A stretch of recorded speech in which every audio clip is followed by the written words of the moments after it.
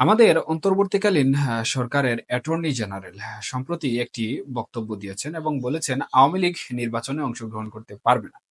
এবং সেখানে তিনি কারণ হিসাবে উপস্থাপন করেছেন, যদি শেখ হাসিনা এবং অন্যান্য নেতাকর্মী যারা রয়েছেন তাদের উপর যদি রাষ্ট্র থেকে বা আইন বা বিচার প্রক্রিয়ার মাধ্যমে কোনো দণ্ডাদেশ জারি হয়ে যায়, অথবা তারা যদি দণ্ডপ্রাপ্ত হয়ে যান, তাহলে নির্বাচনে তাদের অংশগ্রহণ করার কোনো অবকাশ নেই।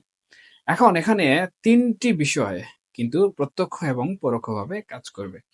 প্রথম যে কারণটি কাজ করবে বা প্রথম যে বিষয়টি কাজ করবে সেটি হচ্ছে আওয়ামী লীগ বা আওয়ামী লীগের নেতাকর্মীদের উপর যে দ্রুত বিচার প্রক্রিয়া রয়েছে, অর্থাৎ দণ্ডাদেশ আসার পূর্ব পর্যন্ত সেটি কিন্তু ব্যাহত হবে। এবং অন্তর্বর্তীকালীন সরকার এই বিচারিক প্রক্রিয়ার ধারা অব্যাহত রাখার জন্য তাদের ক্ষমতাকে দীর্ঘায়িত করার চেষ্টা করবে।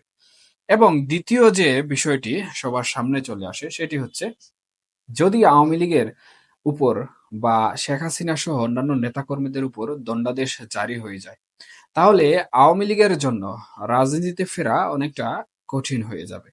এবং আওয়ামী লীগ তখনই রাজনীতিতে ফিরতে পারবে যখন তারা তাদের আন্দোলন এবং আন্দোলনটি কঠোর থেকে কঠোরতর প্রক্রিয়ায় নিয়ে যেতে সক্ষম হবে।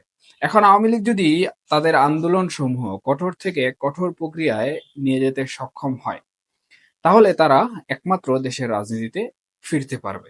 এবং দেশের রাজনীতিতে ফেরার পর তখনই কিন্তু তারা পরবর্তী যে নির্বাচন রয়েছে সেই নির্বাচনে অংশগ্রহণ করতে পারবে বলে মনে করা হচ্ছে।